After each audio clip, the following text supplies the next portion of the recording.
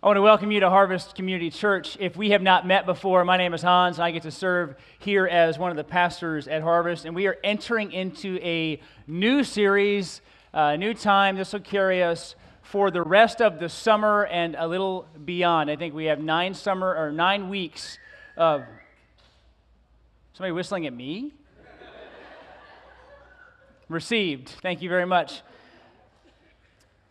And so the series you'll see is called Good Neighboring, and I want to tell you why we are beginning this series as opposed to any other series that we could be preaching at this time. And part of it is because it has to do with your prayers. At the beginning of the year, we asked our church family to be in prayer for us as we got ready for an elder retreat that was coming in February. And those prayers were for us individually, being us as individual members of Harvest, for our leadership, for the elders and the elder retreat in particular. And many of you were part of that kind of daily prayer journey as we got to the retreat. And we spent about 2 days together discussing our church family, the things we love about our church family, the things we would hope to see God do. And as we concluded that time, we had a significant burden that our church is two things. One, incredibly hospitable. The amount of stories of just people inviting others in, caring for those in their church family, providing for needs of one another, and really and truly demonstrating love was significant. And we saw that as a big strength of the members and people of Harvest. On the other side of that equation was, as we are still hospitable, we wondered why we struggled in the areas of outreach and evangelism. Now, I don't mean having outreach, but specifically having people far from God in our lives that we care deeply about and want to see God do a work of transformation, a transformation in them to bring them into a right relationship with the Father. So we had both of these things. And we thought, okay, well, on the one side, incredibly hospitable. On the other side, we have struggled to be demonstrably evangelistic.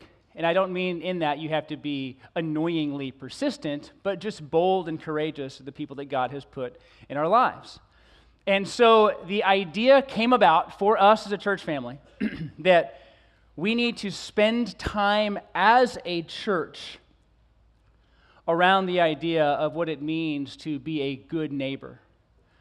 And this is not just a sermon series on being a good neighbor. This is what we hope would be a culture strengthening for Harvest, convictional strengthening for Harvest. Not just, hey, we're going to do a series, hope it changes your life, let's move on. Because I've been in a lot of churches, you have as well, and sermon series don't save. They don't, very many of you kind of churn them. You go, hey, I think that was a good series. And then 2 years from now, you're like, I don't know. Courtney was reading me a verse even last night or this morning, and she goes, where's that from? And I was like, I said, I think that's from Ecclesiastes because I preached it. I should know. But if the one preaching it has to think it is there, then the one hearing it might have a little bit harder of an issue making that connection. And so along with just preaching about being a good neighbor, what we want to be able to do is provide actual structures on how God might use us as a church to strengthen what we are good at to bring about an area where we want to see transformation. Because we do want to be a church full of people, men, women, and children who live every day like people matter to God. That is not something that I think any of you have to question on a test or intellectually assent to. You know this. But then there's the knowing and the living. And we want to be a church full of people who live like people matter to God, who will not just declare it, but both declare it and live it both. So this series is the beginning of what we hope is a 2 or 3 year process of God changing us as a church. Because we want to be a church where anybody in Spring, or maybe even globally, could go, not anybody globally, that'd be a little hard, but even amongst the nations, maybe in Jinotega, Nicaragua, where they could say, I know that church, and I know those people, and I know what they care about.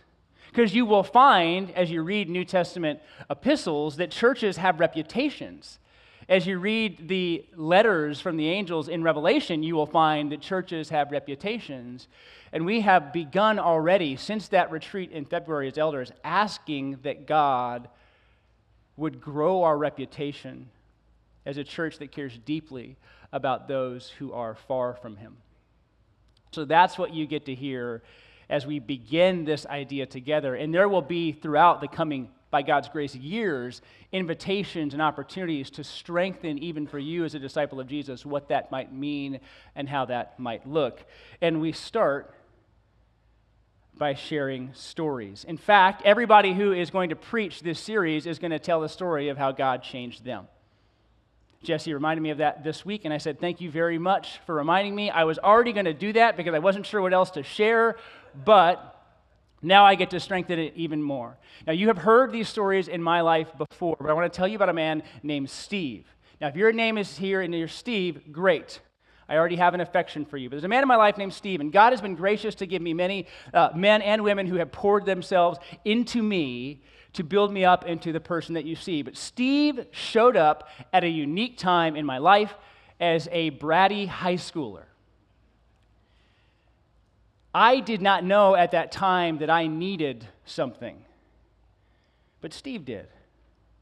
And so as I was a freshman and a sophomore, and my family and I lived in some apartments off of 249, Steve would show up as we started this new student ministry thing, and he would knock on the door, and he would get me and bring me. I had no clue he was coming.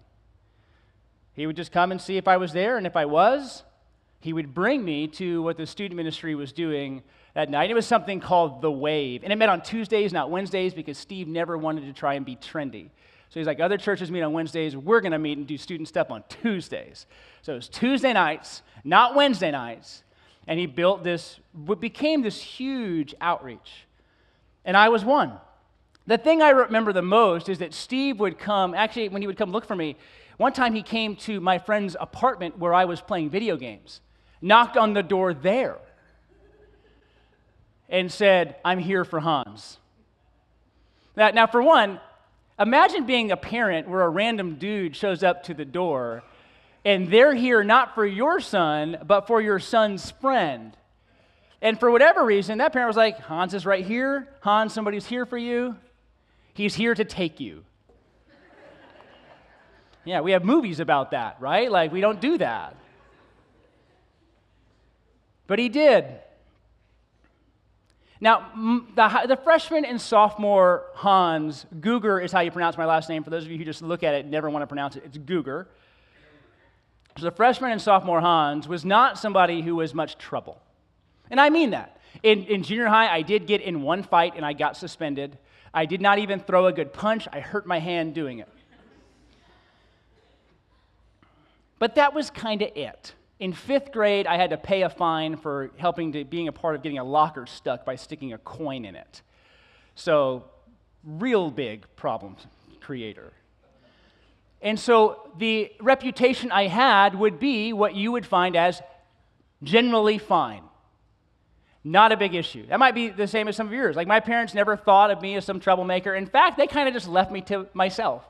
My mom would have said, my kids raised themselves. Now, it wasn't like latchkey kids, which is like, go do whatever, but both my parents worked, and in general, we made good decisions.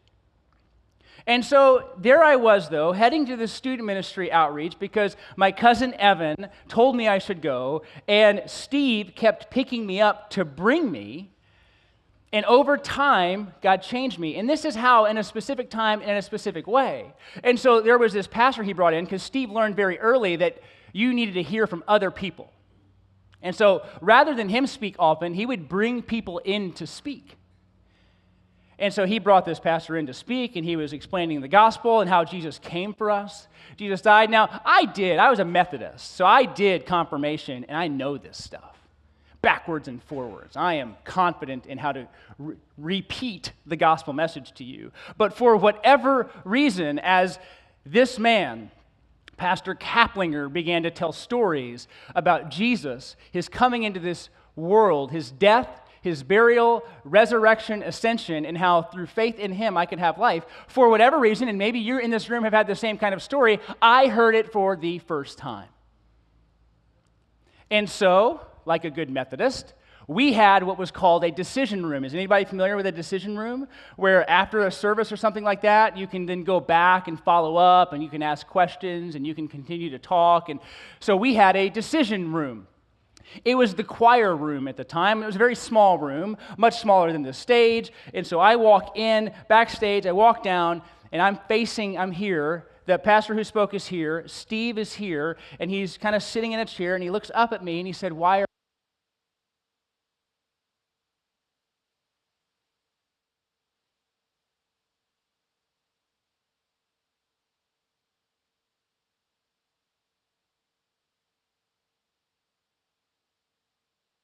on there?" Right as I got to the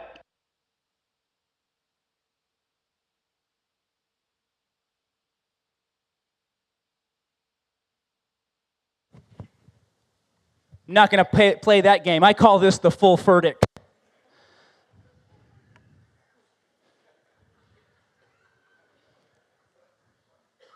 And so I said to Steve,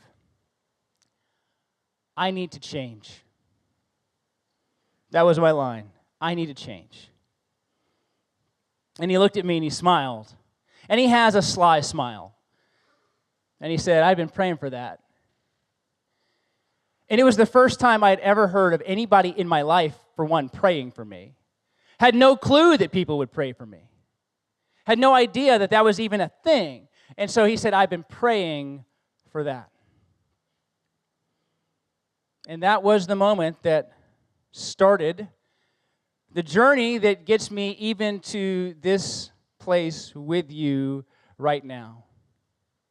A guy who would just bring me, spend time with me, and introduce me time and time again to Jesus until at one point I went, I need to change. Now, had you asked freshman and sophomore Hans that question, I would have thought up until that moment that there was nothing, everybody can be a little better. But there was nothing core to me that was causing some level of issue that would require me to feel like I needed to change. And yet, it was at that moment of conviction, by God's grace, that it began my walk. Steve lived like I mattered to God. He lived like I mattered to God. And he structured his time and his Tuesdays and his pre-Tuesday drive to demonstrate that care to me.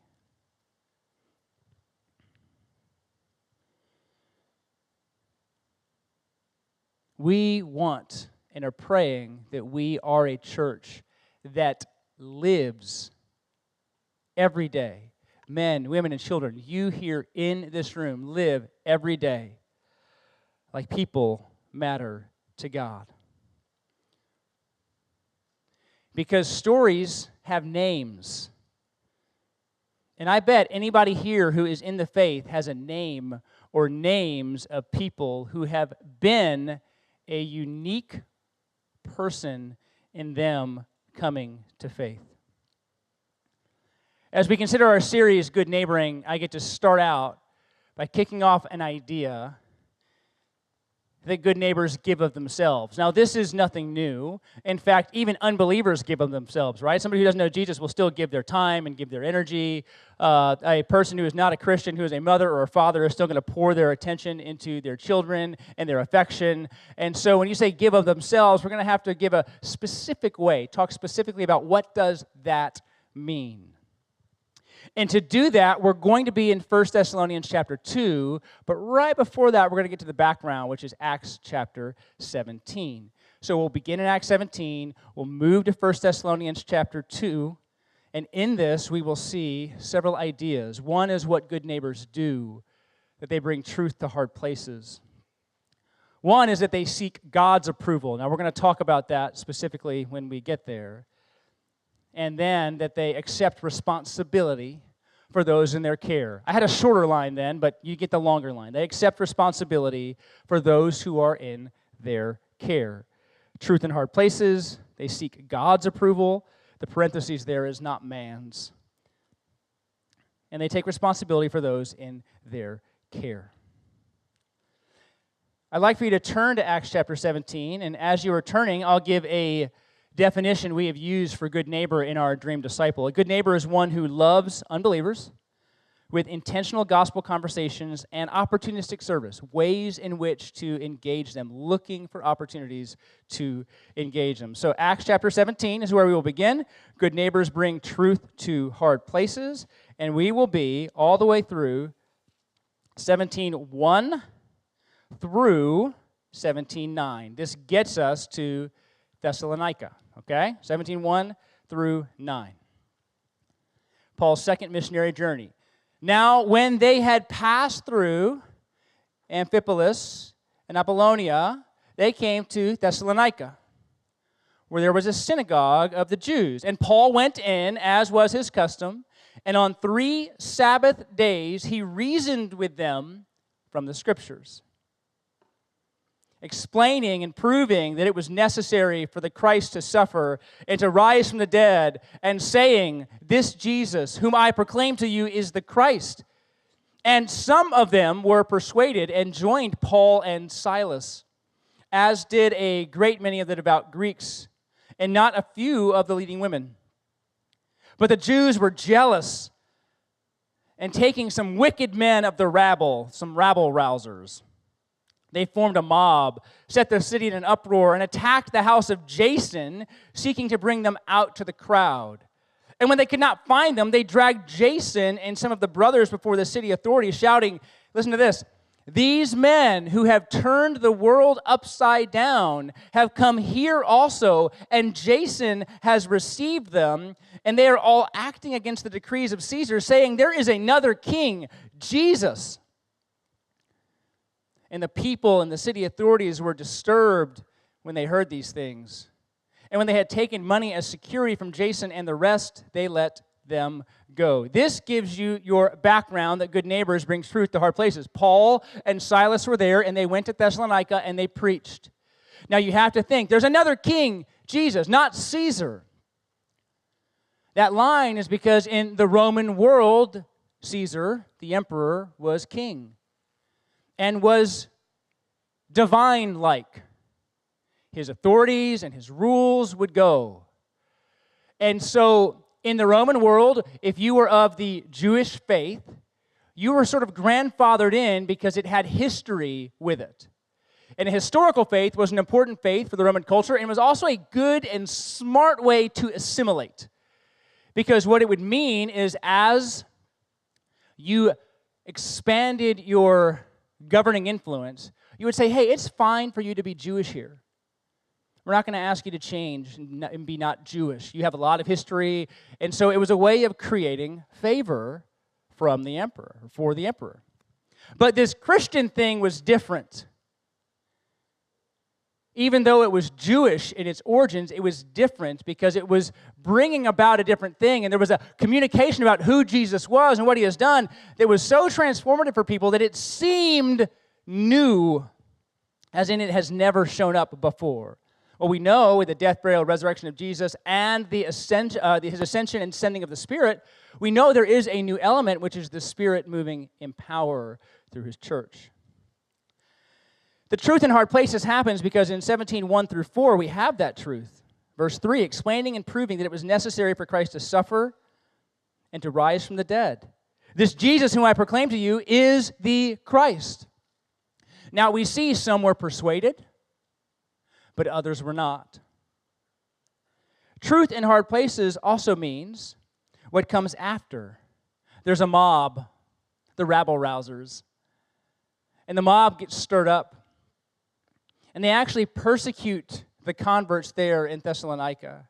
And they go and they take Jason, who was holding these people at his house. Because very often when there was a conversion, there would be some kind of sympathetic person who had a home, and they would begin to host the work of the church. Right before this, it was Lydia in Philippi. And so we have stories of God using the homes of people for gospel expansion. Sound familiar? Right? Using the homes of people for gospel expansion. He didn't go, sorry, haven't done the laundry, can't come over. No, come over, share. So they knew that people were causing trouble, and I put trouble in air quotes, but people were causing trouble, and the trouble was happening at Jason's house, and so they take them and hold them until they get payment. What does that sound like to you? We'll let you go if you pay. Sort of sounds like a bribe to me, and lets you go along your business. But what they did is they actually sent Paul and Silas away. Now the church there continued to thrive. But it didn't thrive without persecution coming. People were very mad at the Thessalonians for following Jesus. I will say for many of us,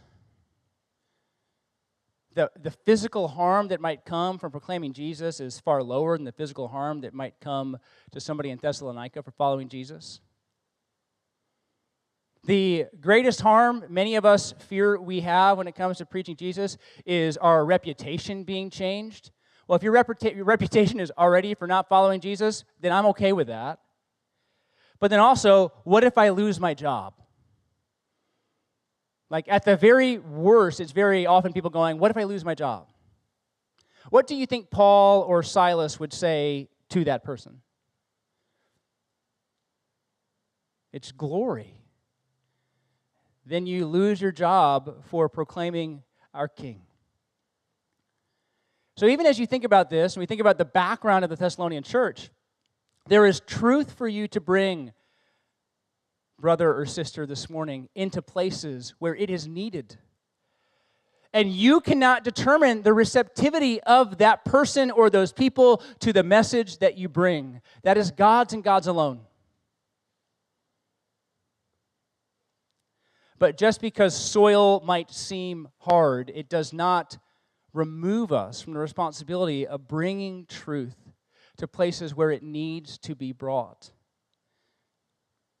And I bet if you're like me, you have times in your life where you know by the prompting of God's Spirit, or simply because you know in God's Word, which would also be the prompting of God's Spirit, that you should speak up, speak out, encourage, or correct, and you don't. But if you look throughout the book of Acts, you will find words like boldness or courage or proclaim, which is the work of a good neighbor. So good neighbors bring truth to hard places. That gives us the idea and the background of what Paul was doing when he preached to the Thessalonians. He left the Thessalonians and did not return. And the reason he did not return is because God had other work for him to do, and so he continued to do that work, following the Lord wherever God's Spirit would lead, but he wanted to so badly go back, didn't he? When you see God change somebody, some group, some church family, some aspect of life, there's a longing in you to go back and see them. I saw a dear friend of mine and his wife for the first time in 2 years in June. And it was so good to spend what became one dinner, one lunch, and I think one dinner. Like just to spend a little bit of time with them. It was so good. But in between that was 2 years. Paul wanted to get back. Well, when he wanted to get back but could not, what would he do? He would write a letter.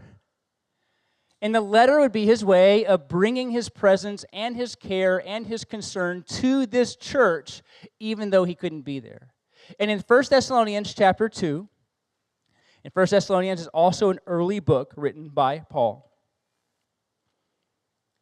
We have Paul speaking to them both about the way he served with them while he was with them and the responsibility that he took for their care. Verses 1 through 6, we will see good neighbors seeking God's approval.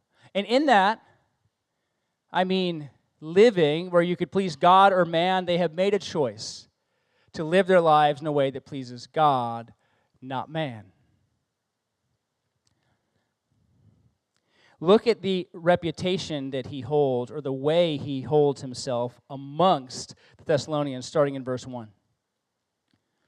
For you yourselves know, brothers, that our coming to you was not in vain. We just read that in Acts 17. But though we had already suffered and been shamefully treated at Philippi, prior to that, Philippian jailer, as you know, we had boldness in our God to declare to you the gospel of God in the midst of much conflict. For our appeal, that would be the desire to see people converted, changed, transformed, does not spring from error or impurity or any attempt to deceive, but just as we have been approved by God to be entrusted with the gospel, so we speak not to please man, but to please God who tests our heart. Now, I want you to stop there, and I'll put my finger there because I have the mic here, so I got to kind of be like this today. But I'm going to stop right there at the end of verse 4. I don't want to please man, but I want to please God who tests hearts. And there's something there for us to remember who sees us more surely than man. God. Man cannot test hearts because it doesn't matter the kind of person I present before you today. I could be a hypocrite. How often when you see some leader, some friend, some family member fall, do you go, I had no idea. I had no idea. I had no idea. Paul is not entrusting himself to men and women for his reputation and his method, but he's entrusting himself to God because God knows him fully and deeply. And so he says that as a reminder, say, when we came with our attention and our affection to please God because God knows us. He sees us, and He can actually test the purity of our intent, our desire, and our ministry. So now look at verse 5. For we never came with words of flattery. Oh, you Thessalonians are so good. As you know, nor with a pretext for greed, please pay us. God is a witness. Nor did we seek glory from people. Tell us we're doing fine, whether from you or from others. Though we could have made demands as apostles, we were gentle. Oh, I got to stop right there. I was getting a little ahead of myself. We could have made demands. What is happening in that? Payment. Though we came among you and we could have served in specific ways, we chose not to take from you what we could have because we wanted our ministry amongst you to be seen by you as pure. Now, Paul was not afraid of raising money from churches. He would raise money from churches for other churches. He would take offerings and bring them to Jerusalem. He would actually, it was really funny if you're in our Bible reading and you read 2 Corinthians recently, he actually kind of pitched the generosity of one congregation against another. It'd be like, hey, you at Harvest, I really know you're generous, but can you believe what Northside gave? I cannot wait to see how much you give once you realize how generous they were, because I'm sure you'll be more generous. Like it's almost like that as you read 2 Corinthians 8 and 9. He's trying to say, I know you'll be more generous. And so he'll write, he'll raise funds, he'll do these things, but as it came to his ministry in Thessalonica, he knew that his ministry there would be marred if he chose to take payment from them. And his motivation was, what honors God? And in that context, payment would not honor God. He wanted more than anything else to honor God. And what did he get for that? Persecution, being run out of town, and no flattery whatsoever. Now, I'll do this sometimes even in my own marriage. Sometimes in a weak moment, maybe to Jesse or Andrew or some other person, I'll go, hey, I'm doing a good job, right? Like, am I doing a good job, right? When you get these huge moments of insecurity, I know I'm the only one here who feels it, but when you get these huge moments of insecurity and you go, am I doing okay? Are you proud of me? And it was almost like Paul was going, we set our sights solely on God's view of us and let anything else fall away. Even when we had a right to bring about and exact or demand something from you because of our authority. We did not do it. You'll get to that motivation in the second half. Because good neighbors first seek God's approval, and good neighbors accept the responsibility of those in their care. These are absolutely related ideas. Absolutely related ideas. And what you're going to see, and I love this, is Paul says to them, I was kind of for you like a mom and a dad. And he gives both. And he talks about his behavior amongst them in both ways. And I love the paternal language and the maternal language because very often the closest bond you have in regard to care is that between a parent and a child. And that, for the Thessalonians, was the identity, the way he operated among them.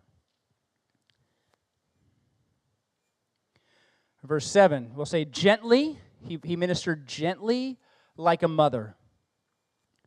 But we were, what's the word? You can read it? Gentle among you. But we were gentle among you, like a nursing mother taking care of her own children. That was one way that he operated amongst the church. And his affection for them was so strong. We read this in verse 8. And when we read this at the elder retreat, we thought, we think this is, and we want this to be more of who Harvest is. Verse 8, so, being affectionately desirous of you, we were ready to share with you not only the gospel of God, but also our own selves,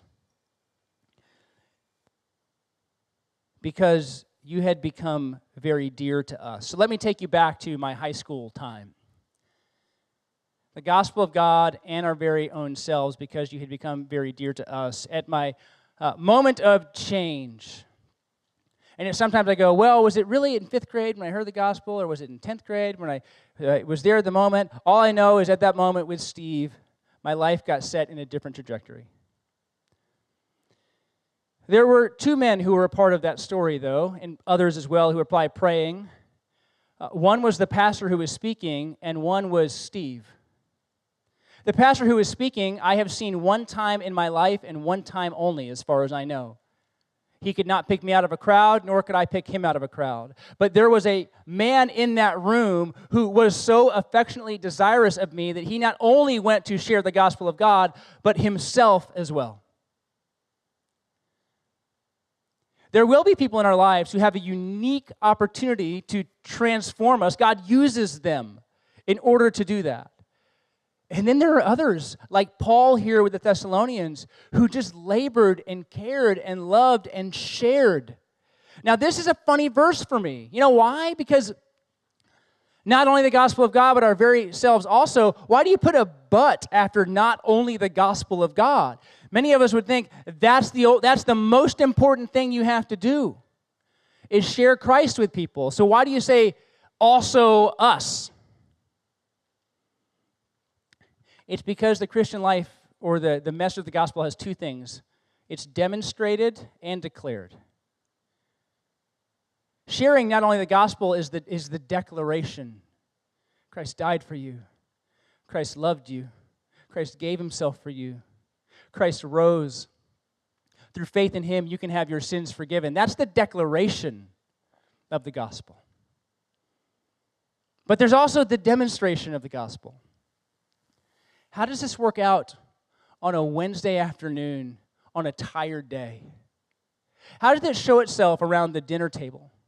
How does it show itself with your actual next-door neighbors, the people who live right beside you or across from you or behind you? How does it show up then? And so our very lives also is a way of being able to be that example and that model for somebody so they might live more fully for the Lord.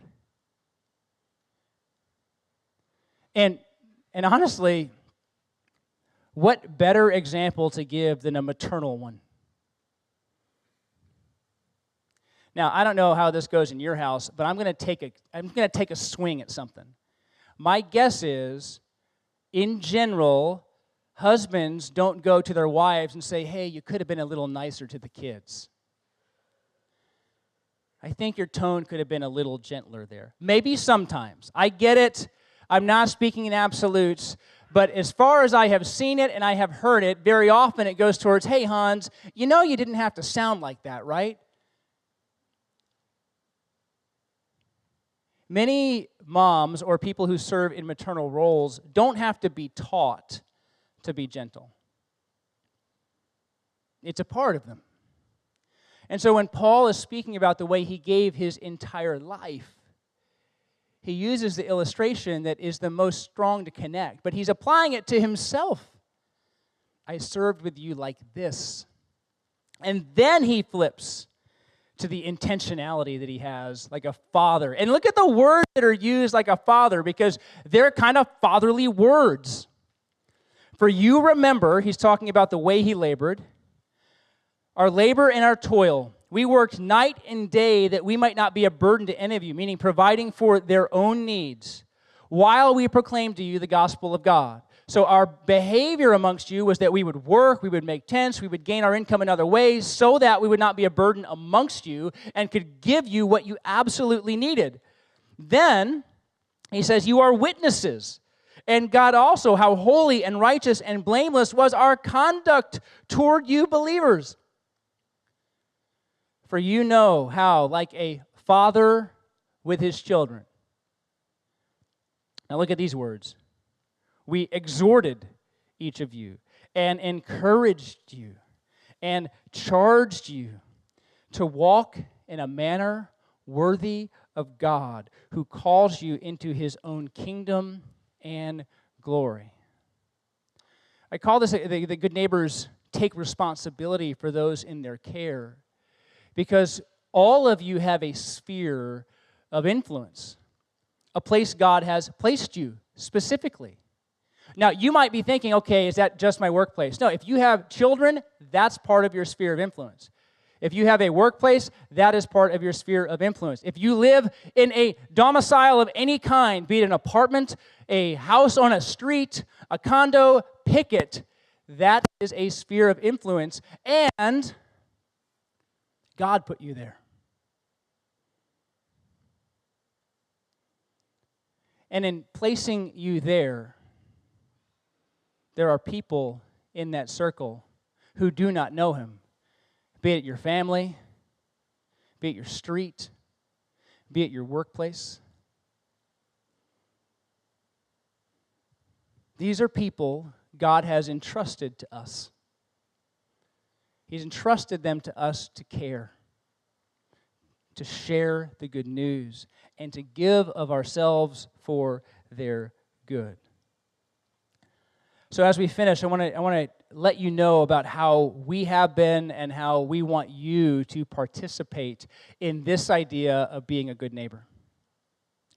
The front rowers are going to have a bit of a problem. My apologies to you, because you have no seat backs. So we'll figure that one out in a second. But in your seat backs, you'll find this little card. It's a simple card, okay? If there are spaces, just give them to your neighbors, right? Just give them to the people in front of you. Looks like there's a lot of room there. This card just says, good neighbor, living like people matter to God. That's all it is.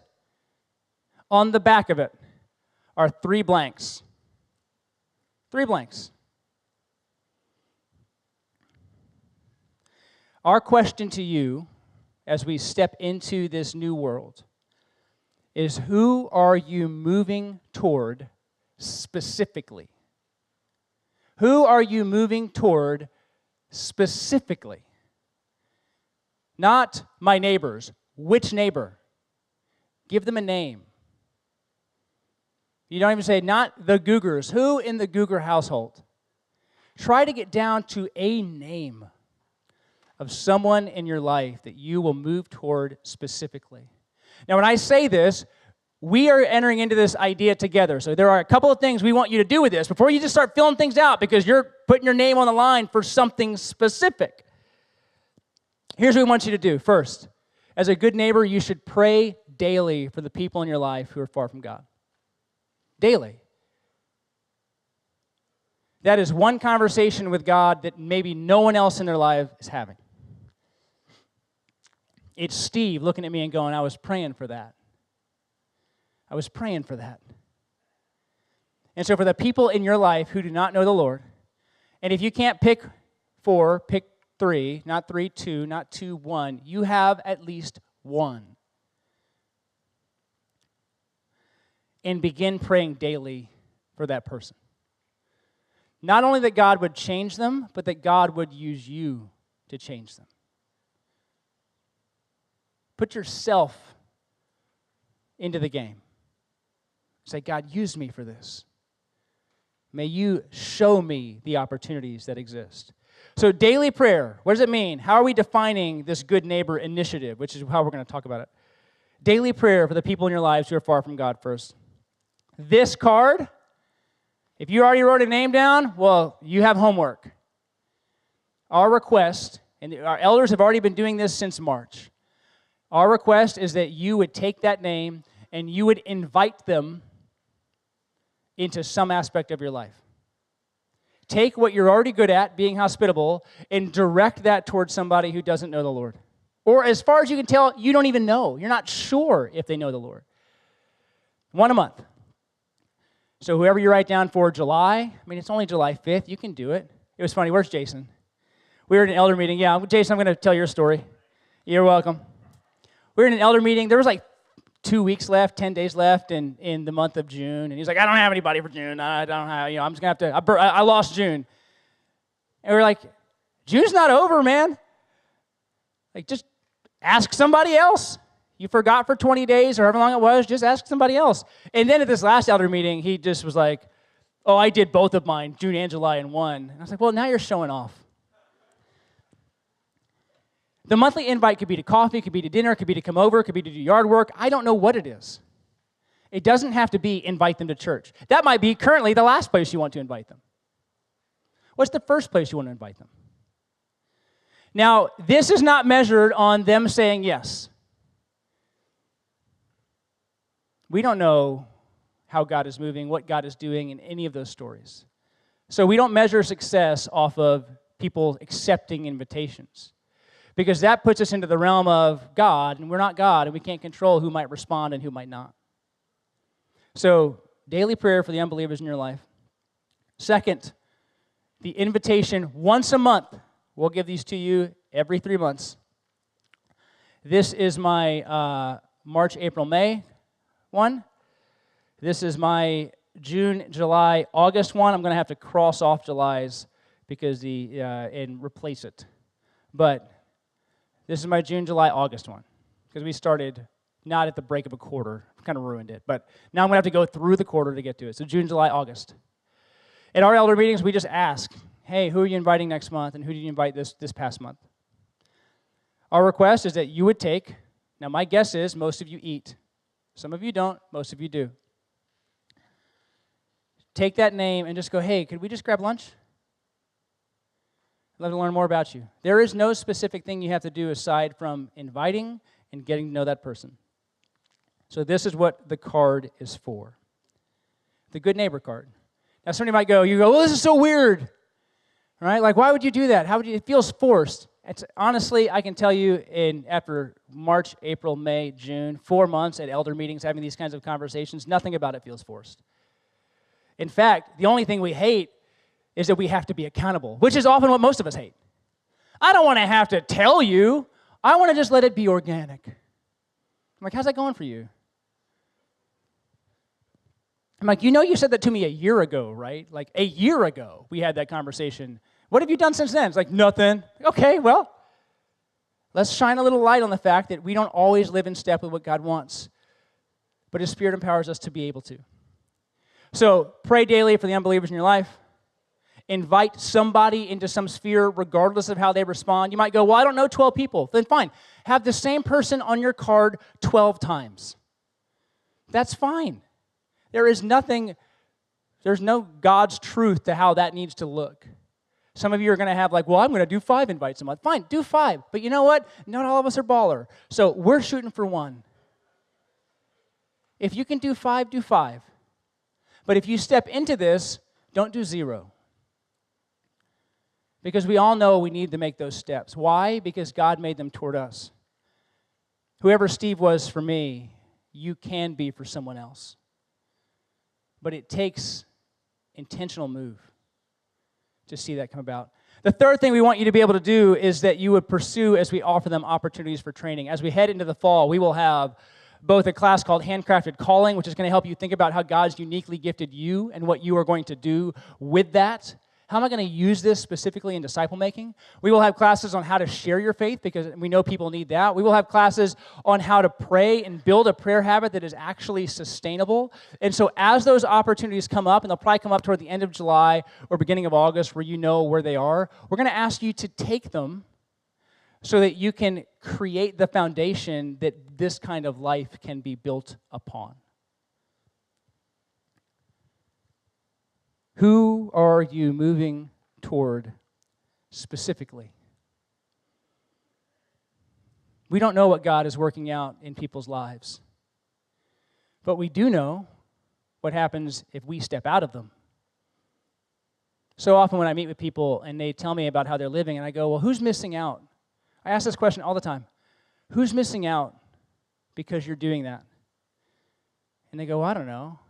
I guess I'm missing out.